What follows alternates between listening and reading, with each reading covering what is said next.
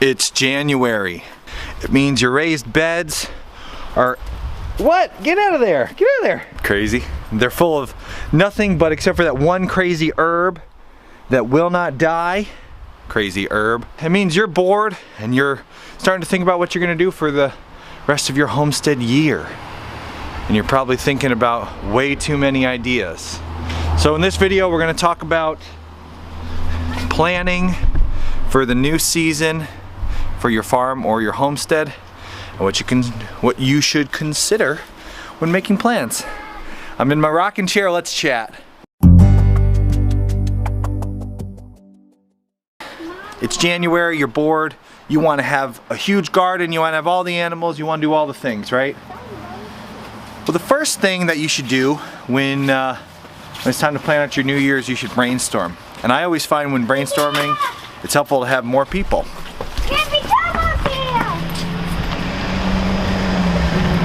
And so today we're going to be brainstorming with my dad.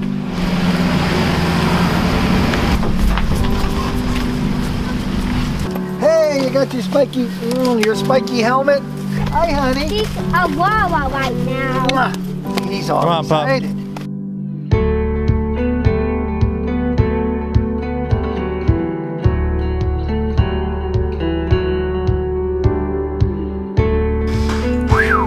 Wow. That took us like 3 hours. We have spent 2 days, probably 3, 4, 5 hours walking the farm talking ideas. Me and Kendra did it the first day, me and my dad the second day, and now I think we have a really good idea of what we're gonna do this year on the homestead.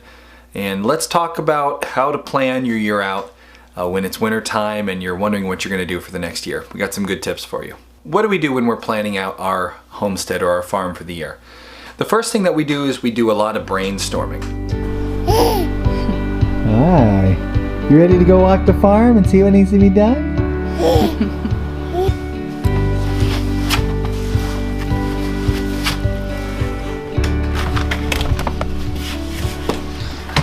So, the house didn't sell, and that means it's time to get the farm season started here because we get tax exemptions because we're a farm business and we didn't sell the farm business, so to keep our exemptions, we gotta do some work. So we're walking the property today to see what we're gonna do. We have a lot planned for this year. We haven't canceled our big road trip. We just are delaying that to the fall. We'll have an update episode about that soon. You ready? Yes. It's a mild winter. We could be getting some work done on the property and we want to go see what work we need to do. So come along as we tour the property and see what work needs done for the winter and spring.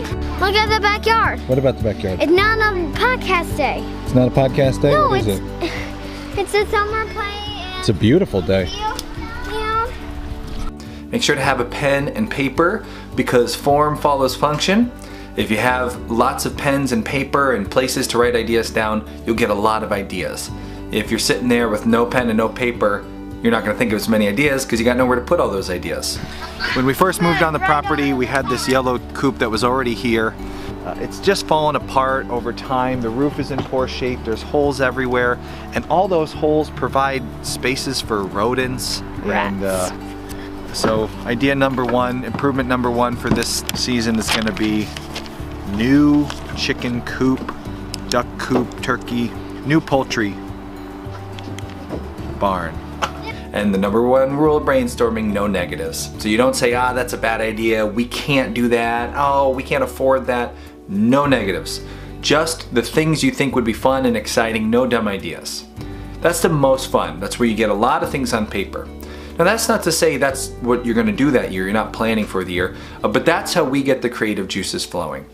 We sit down as a family, we talk with the kids about what they want to do and what they want to raise, walk the property a few different times, talk about possibilities. Once you have all those ideas out there, then once your brainstorm is complete, now it's time to get hit in the face with the cold, hard bat of reality. What can you actually do? And we go through a good process to figure that out. We're having a little bit of an issue up there with some water. So we're gonna have to repair that roof and fix the water problem. We're also thinking about pouring concrete in the floor here. Right now it's gravel. So the first is to talk about goals for the year.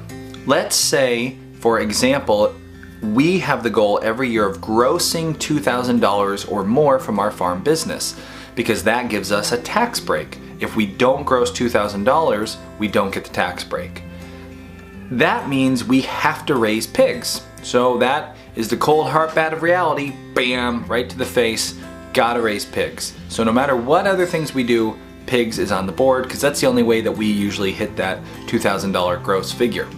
What other goals do you have? We like to think about the different things we'd like to try, the different ways we'd like to grow, how we'd like to do better in other areas. Money. How much money do you want to make? That's a goal.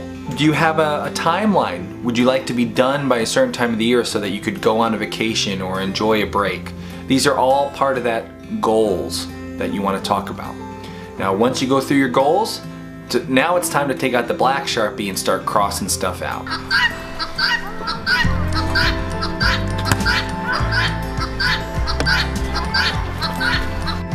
The biggest limiting factor for most of us is probably budget.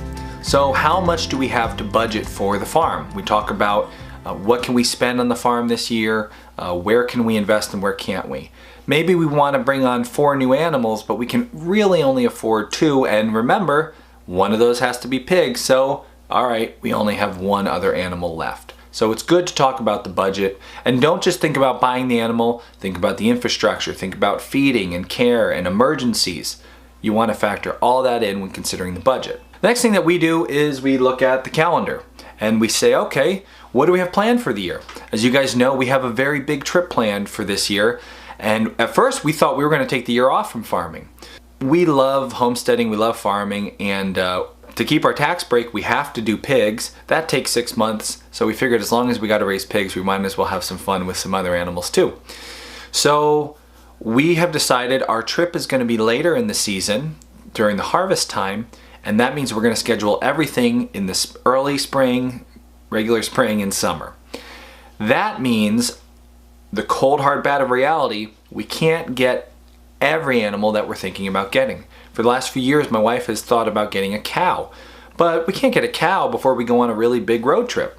So, cold hard bat of reality, bam!